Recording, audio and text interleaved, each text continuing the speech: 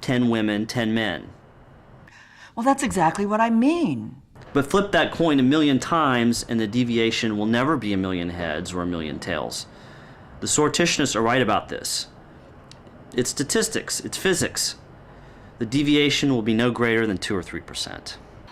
See, that would be with women making up 51% of the population in a legislature of 500 then, it would be a guaranteed range of about 240 to 270 or between 48% and 53%. Ah, you make it sound simple. Don't feel bad. The mathematician who first described the law of large numbers thought it was obvious, but it took him over 20 years to develop a sufficiently rigorous mathematical proof. Bernoulli's theorem. It's what makes casinos sure of winning in the end. Okay. Well, I happen to know that only 10% of national legislatures worldwide contain even 1/3 representation of women. Well, we can't contest the sortitionists on that point. It'll come down to birth rates. The progression has been that the ballot replaced the bullet. Now it's going to be that the bassinet has replaced the ballot. Breeding is a means of electioneering. Make love, not ballots. Well, I guess that's not so bad. It takes all the fun out of it. Everybody's got to have the blood sport. Kings and queens and sealing wax. What do you mean? Kill the walrus? Hire the carpenter? What he means is random number generator really does work. You can even go online and get it done. Point being, does random contain 0? Is there a choice of none of the above? Schroeder's cat doesn't even know the answer, and we won't know it until we open the box or the random number generator. Look, as an entrepreneur, I believe in entrepreneurship, but it takes planning, not hoping. Maybe so, but they didn't know the theory of emergence as it really is. After all, we are talking about the theory of complex systems. Ah, Alan, you've always been beyond me. Look, there's an aspect we can't deny. It's about the money. Human nature is not as reliable as we would like it to think. Most people, given us choices, sometimes they tend to become very egocentric or selfish in their opinions, Well, it's always nice to be treated specially. I think every person likes it when they're the 10th person to walk in a store and they get the extra gift certificate for the dozen eggs. Why should you get a dozen eggs just for walking in the store? So I think that's hard for any person to resist. I like to think that legislators are more aware of how that looks. Just as I, as a nurse, would not take, should not take, and could not take money from my patients or a gift of significance from my patient because that possibly could influence how they or I look at our situation. I think that would be the same ethics that I would hold a legislator and therefore myself to. In the current system, the candidates have to have the backup of a political party and have to have a lot of money to run for elections. More than half of a representative's time in office is spent raising money to get elected. Zip! That's gone. So, looking on the bright side, our party no longer needs to spend so much time raising money to pay for our candidates' elections and compromising our principles to do so. Not bad. All we have to do is to think, to propose. We can still be a force. We have the force of our opinion. That's right. The legislature takes on a new function. Or rather, it is able to return to its original function, which is not particular leadership, but rather enunciating the choice of the people. Right. No longer do they have to pander to the masses. Leaders can arise as they have before by the sheer strength or force of their persuasive abilities. But let's hope that the randomly chosen don't fall prey to demagogues, Plato's orators. Good people are not always combative. I remember Adlai Stevenson, somebody yelled at him when he came into St. Louis. He was very funny. He said, "Don't worry, Adlai, all the thinking people are with you." He said, "I'm terribly sorry, I prefer a majority." I'm going to miss the campaigns. Whatever else might be said, the blood sport of it got my adrenaline going. Waiting to peer into the black box to see who was chosen just doesn't have much sport to it. Yeah, well, my husband comes from a country where the elections have returned the same ruling party to power for nearly a century. These so-called elections are lacking in suspense. Let's just say that there's plenty of power outside the hands of the policymakers. Well, in the Old Order Mennonite and Old Order Amish tradition, leaders are selected through a biblical process called casting of lots. It was part of their leadership selection since the 16th century, and is still used today in the Old Order Mennonite and Old Order Amish communities in North America today, and I think has been very, very effective. This is for the Three Treasures Song of the Pacific Northwest in Seattle. As Three Treasures uses sortition, we take a list of the regular membership and put them randomly on cards and choose by lot 4 officers. For instance, if a pastor were to die or become gravely ill, then they would have a Sunday that would be set aside specially to select a new minister. And anyone in the congregation could come forward to nominate the person, to put the person in the lot, so to speak. And in most congregations, both men and women can nominate someone to be in the lot. So if you have a congregation of, let's say, 50 people, you may end up with 7, 8, or 9 people in the lot. Later that day, the ordination actually takes place. I mean, it's a very rapid process. Actually, we do a little ritual for ourselves in choosing sortition. We write the members' names on a stack of playing cards and pass them around to give people a chance to shuffle and sort them to put their own lock on whether they do or do not want to be an officer. And the current vice president chooses the names from the deck, just off the top of the deck. And the way the process works is actually 2 deacons would take hymn books to another room in the house or in the church meeting house, wherever they're meeting. They would, if there are, let's say, 7 people in the lot who were nominated, then the deacons would take 7 hymn books to another room, and they'd place a slip of paper in one of the books that has the Bible verse from Proverbs. Then the hymn books are shuffled by the one deacon, then he turns his back and the other deacon shuffles them again.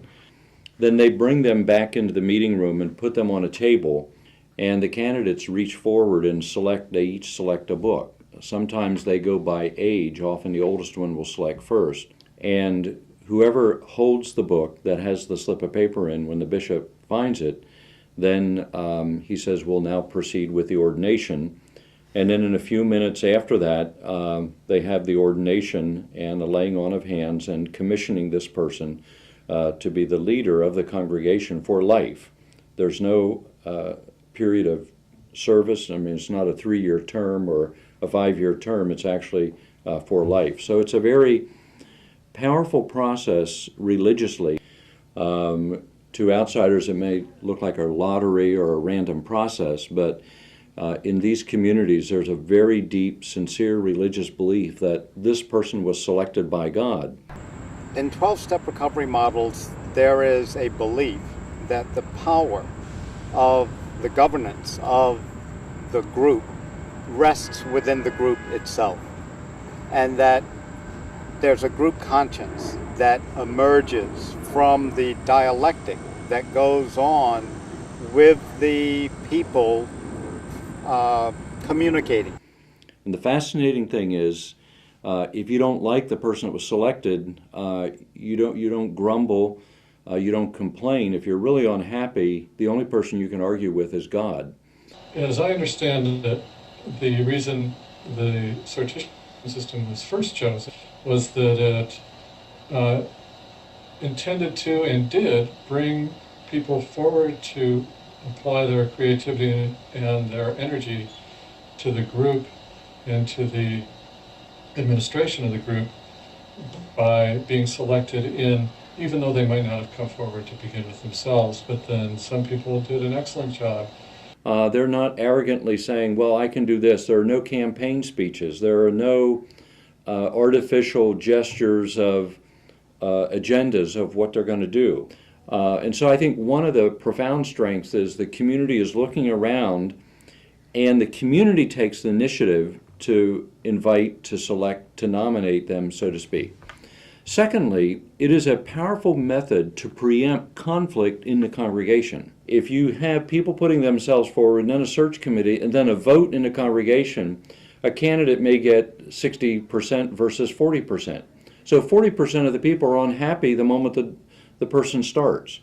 So I think the preempting of conflict is a very important strength and a very important feature of it. Also, energize the people themselves to participate in the group in a greater way. And to me, the world is crumbling. It will soon be over. On the other hand, the person that's selected typically feels an enormous burden. And I'm really not involved in things of this life because to me, they're not as meaningful as what one needs to look for. But some of the problems that arose, we found, were that upon occasion, people would accept the position, and they had a choice too. They could say, yes, I'll take it, or no, I won't. And sometimes people in a well-intentioned way would say, yes, I'd like to do this, but not realize that they just didn't have the time. My religion actually prohibits serving in any government form of the world. Typically, there's a lot of crying, gentle crying, tears, because of the enormous emotion, both in the congregation and with this person's family, because many of these people have outside jobs and they aren't compensated for being a minister. There was the danger of burning some people out, and it was also difficult for the group. It's the most sacred moment ever in the religious calendar, religious time of these communities. My interest is not in the world so much. My interest is really getting out of this world. Do you think this proportionally representative crowd can rise above mediocrity? If the median is the new dominant paradigm, how can we ever rise above the common denominator? Well, isn't there something to be said for meritocracy? You know, for the high rollers, for going for the big score? Well, who's going to stimulate ambition, as we have in the party? I think that the competitive aspects of our elections is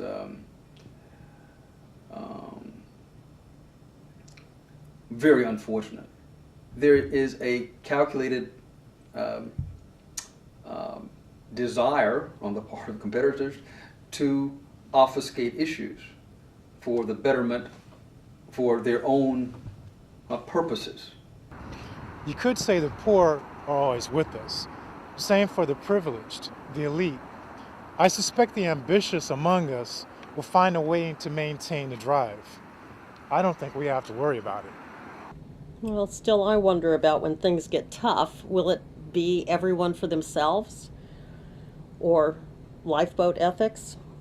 That won't serve the ship of state well in rough seas. Maybe not. But I have to wonder if you're thinking the presence of the lower classes in the halls of power is a threat. And that's systematic. That is, in some societies, women are far less likely to express their voice and have it heard than men. You know, I don't know how much time legislators can spend trying to figure out everybody's motives. in our society, one of the unremarked differences is the difference between the ability of working class people to express their voices with regard to important decisions and middle class and owning class people to express their voices. And the way it works with regard to class is that working class people are sent a message from when we're very small, and I speak from personal experience as somebody brought up working class as well as a sociologist who studied the issue of class. Working class people are sent messages from a variety of places in the culture that we are dumb, that we don't know, that that there's no reason for us to give leadership in decision making or in discerning tough questions because we're just not the sort of people who would know that kind of thing. And so, in general, in any multi-class group that I've worked with, I notice working class people tend, in general, to stay silent. If they say something, it's in a deferential way. I think that people need to be more informed. And I don't think that, quote, normal people are. And I consider myself somewhat normal, if maybe more ignorant than some or most. Well, maybe it's this way, maybe it's that way, and very easily shut up by middle class people or owning class people speaking in a highly decisive, confident way. In other words, the very style of communication and the ability to forcefully express one's view is differentially deposited in the population according to class background. And that results in a tremendous loss of wisdom on the part of a society making its decisions. Working class people, if I can brag a little bit, although this is a huge generalization, working class people can make really dumb decisions like anybody else, but in general tend to be more grounded in what is really true, what is really real. Yet, yes, we need some people who can fantasize and go into abstraction, but we also need in the mix the grounded people who say, yes, but what's real? We want you experts to come back in 6 months with a better sense from, say, intelligence about X country or something that you say is threatening us. We need a more grounded sense of what are possible consequences of this or that form of action. And I believe that this way of approaching that you're suggesting of deciding by lot to get a more representative selection of citizens would result in better decisions.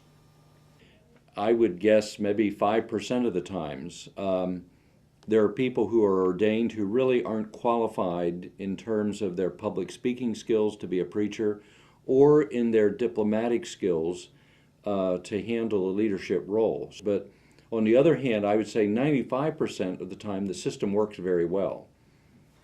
We knew where the dangers were in the electoral system. Now no one knows where the dangers are.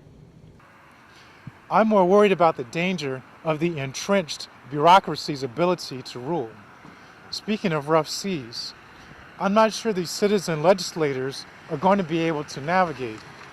These so-called enactors of policy, they're the real keepers. They know how it works, and they're not going to be easily moved. It doesn't work without corporate members. In no organization I've ever been involved with can function without a corporate member. So it happened 2 years, 10 years, 20 years ago. You lose an awful lot when you throw people out when they first understand the system. So we have a lot of people who are vastly experienced with historical sense of continuity, except they don't seem to have learned anything from their historical sense of continuity, so why are we hiring them to do a fresh job? Anybody newly in a legislature would do better than that.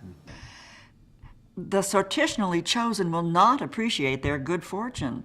Well, it will come too easily to them. Many of them will believe the deceptions thrown at them by those bureaucracies. Well, after all, when we elected our people, we had no compunction about pulling numbers from the agencies that made our programs look rosy. We would like them to be completely honest.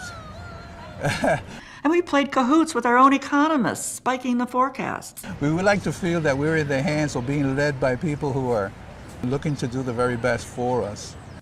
Nobody called us, for instance, when we counted the construction of nuclear weapons as evidence of positive economic growth, or when a natural disaster came along. Great for the numbers. Rebuilding, job creating. Or the man-made ones, even better. There's plenty of work to be had in cleaning up an oil spill. Even our beloved nominating conventions. Great fun, ticker tape and balloons, the ooh la la, ruling and rolling friction-free. A lot of us might not admit it, but it was kinda sexy. It's unfortunate that sometimes we do not have that. And when we don't have that, the system itself suffers because we lose confidence in the system. Oral, you mean? Nothing but talk. Hard to tell my kids what I do at our party meetings. Unfortunately, we're living in a day where a lot of people seem to be losing confidence in the system. I keep hearing over and over again, oh, I'm not voting. Talk. Nothing but talk. Problem is, the sortitionists don't really believe the truth of talk. I like people who have different opinions. Democracy is open to that, isn't it? Everybody for himself, they say. No need to listen to anybody. I mean, we're trying to perfect what we have created. It's like a roulette wheel. And why not have a differing opinion? Why not listen to different voices and choose the best? Maybe we should prepare for the worst. This nation, after all, is used to unfettered growth. It's used to the ethic that says every person can take as much as they can get. How will this median be able to see through that? How can they rise above their own middleness? You know what gets me? The naivete of the argument that says now that anyone might be chosen, it will automatically follow that the decision makers will make sure, therefore, that everyone, no matter their station, receives the very best education we can afford. Because anybody now just might be the next decision makers. A better educated populace would be prerequisite for a proposal like that, but maybe if you had a wide enough selection of individuals, it could work. Oh, that's a nice sentiment, but I'm afraid the more dominant ethic will remain getting ahead is what it's all about. But at the same time, I think that humans are capable of being corrupted by money or influence, no matter if they're randomly selected or both through the normal political process. You know, for much of the world, this is still dreamland. Even with this so-called institution of radical voice equality, well, I say it's a tough row to hoe. So I don't know if that would make for better legislatures, or legislatures less or more immune from corporate influence. You know, changing the foundations, well, not merely of a nation, but of a centuries-old culture. It could, devolve into the same situation we have now. Maybe so, but dreamland is changing, has changed, largely without knowing it. How about recognizing, for instance, the value of a service economy? You know, I think people are not going to forget the categorical imperative. As long as we can avoid creating the need to use the lifeboats, that will serve. The categorical imperative? Oh, you mean judging one's decision to take any action by the yardstick of, well, what if everyone did that? I meant service as in the hourly rate of a technician, someone who takes care of stuff, versus the hourly rate of a child care worker, someone who takes care of our children. The way we reward those with pay scales, being hardcore about it, it says what we really value. You think the stock market is really going to disappear? Look, a crapshoot is just not a democracy. And the stock market is not a crapshoot? Winner take all is electoral democracy. Majority rules. Win. That's it. It's not a horse race. No place, no show. You think the old political dynasties, the ones our party tried to control, you think they're going to be able to build walls around themselves? Well, why not? Haven't the aristocrats always supported anarchy for themselves? You mean anarchy as an organic order? Yes, you've got a point there. No creation without destruction. Once the barn burns, all bets are off. Is it monkey see or monkey do? Money knows no boundaries. Let them find out the hard way. They think chance operation is going to remove the money monkey? My forecast, ladies and gentlemen, indicates otherwise. Discordant and delirious, sitting in the halls of power as we have been these many decades, we cannot help but decide in our own favor. It actually could be to our benefit to confess to that. It will show them we are the ones, not those of soulless random selection, who have real style. Look, I don't think it's going to matter in the long run. They'll run into ennui, they'll hit the bureaucracy, they'll get tired of it. Watch them collapse under the tyranny of their own majority. Look, we've been laying down track to the Coliseum for a long time. It makes no difference. Dome, retro, bread and circus, home runs, touchdowns, slam dunks, chains, give them chains. They can't stop loving it. Moral imperialism. Or imperial morality.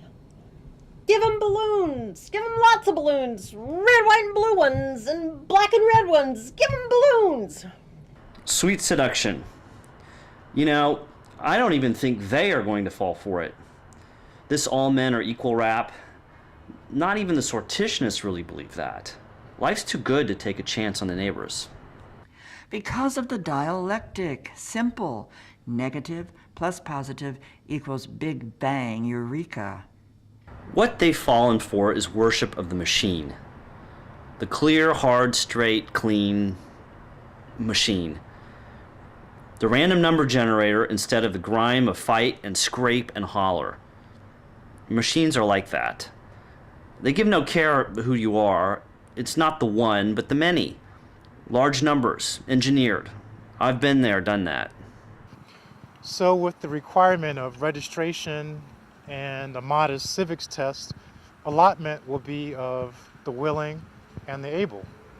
No matter what shakes out, they'll still need experts, and we are they. Thing is, we can't really argue with the sortitionists. Not on fundamental grounds. Life is random. Did you choose your parents? One might cite chaos theory to say that in the very long term, random genetic mutation is the basis of evolution, would support determinism to the point of saying there actually is no randomness in the universe, only unpredictability. The polity fears its fractures. Right now we see some people about to hunker down. They are the ones who have been free riding. Maybe we should just call it ironic that they want to be joining us now. Yeah, there's clean and there's dirty. Some are clean, some are dirty. It's about competition, so they say. They say the party system is competitive and inherently aggressive. Competition stiffens resolve and forces resilience. We've had a monopoly and we need no dichotomies.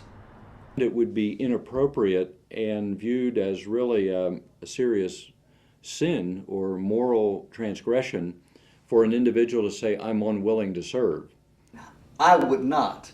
I would not accept a selection to the Congress because, frankly, I love what I do. And I believe that what I do is very important to the system of governance here in the United States. I am very gratified by it. And so, therefore, since I know that the 13th Amendment still is operative and no one can force me to do anything, my straightforward and candid answer is that no, I would not.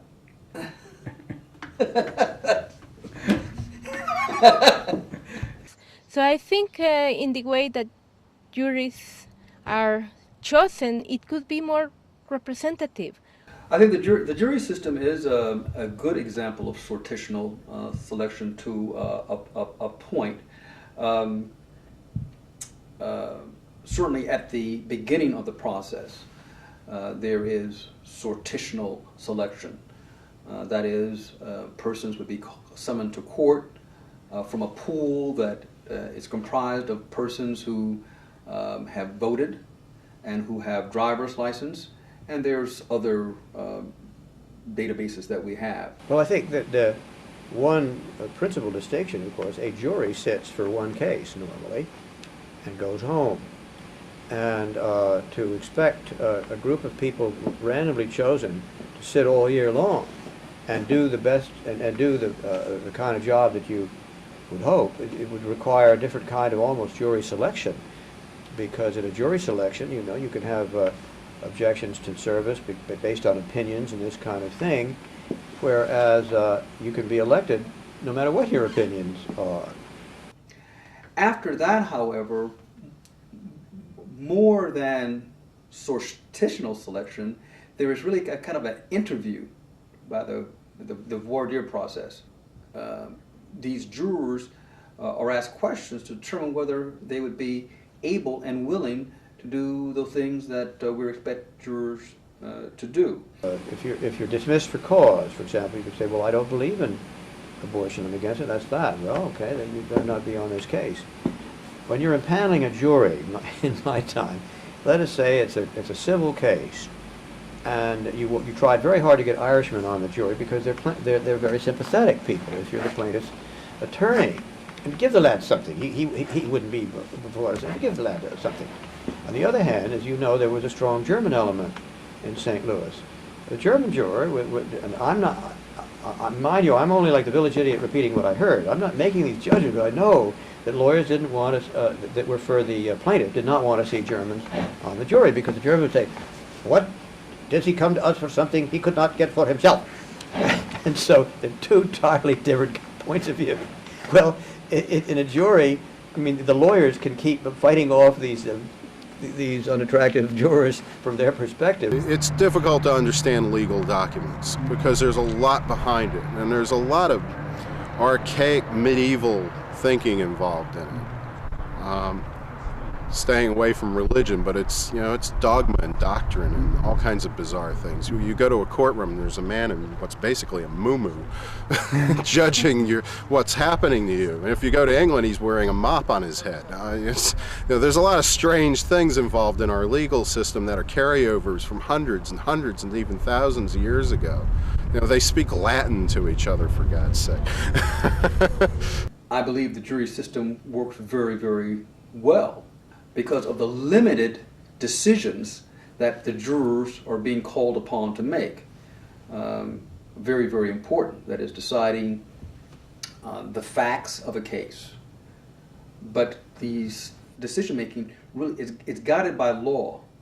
So the decision makers are very much, guided by the judge, who certainly wasn't sortitionally selected.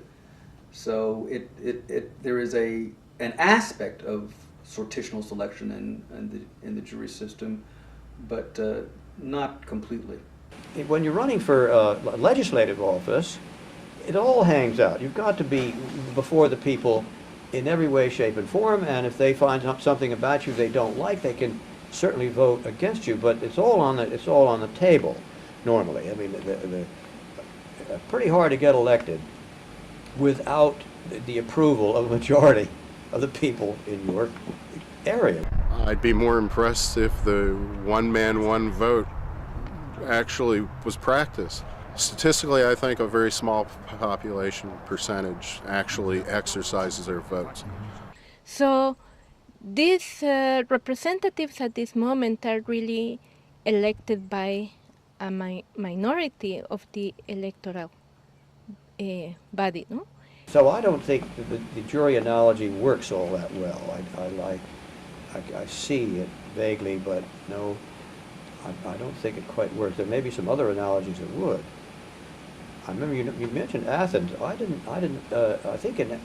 wasn't aware that people were chosen entirely by law, but of course that they were. On the other hand, the people who the played in that game, most of them had some relevant background, it seems to me.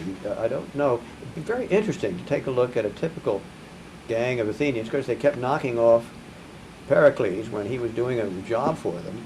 I mean, you can't say that they had the greatest judgment of anybody that came along. The more I think about it, the more it comes to the fact that, if nothing else, sortitionally chosen legislature has legitimacy.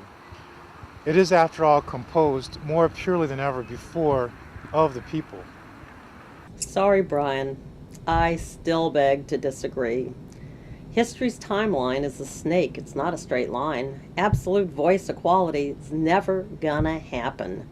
Well, in this process of discerning that we want a legislature to do, what increases the chances for wisdom is a variety of voices, is to have a real representation of voices. Because if it's only a few voices that are heard, even though it may be many people repeating the same line, but if it still amounts to a kind of, what we have now, for example, a kind of inside the beltway set of constraints, a kind of bubble, with therefore relatively few voices being expressed, then we're just not going to get the rounded views that produce the full wisdom. And what exists now in every society I know is differential ability of people, different amounts of ability scattered in the population to actually express their voice in the deliberation. Some voices matter more than others.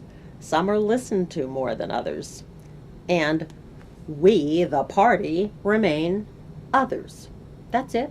No apologies. No. I guess I have to resign.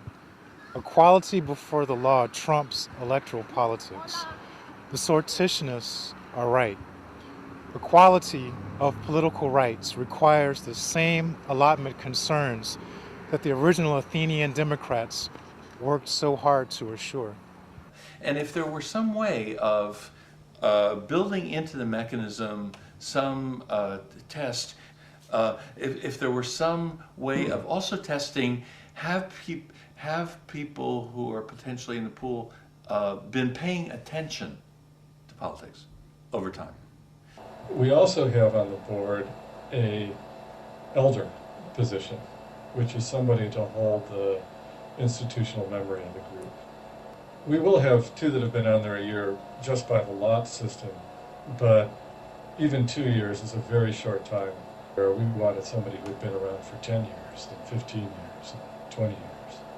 I think there are some principles of this casting of lots process used by the Old Order communities that could be transferable in a larger secular political culture, rather than just an election where you have two people and then the moment the election's over, if it's 55-45, you have half the people disenchanted. My fear of using, on a municipal level, a lottery system, or solely a lottery system anyway, would be a loss of the talents of educated and expert opinions.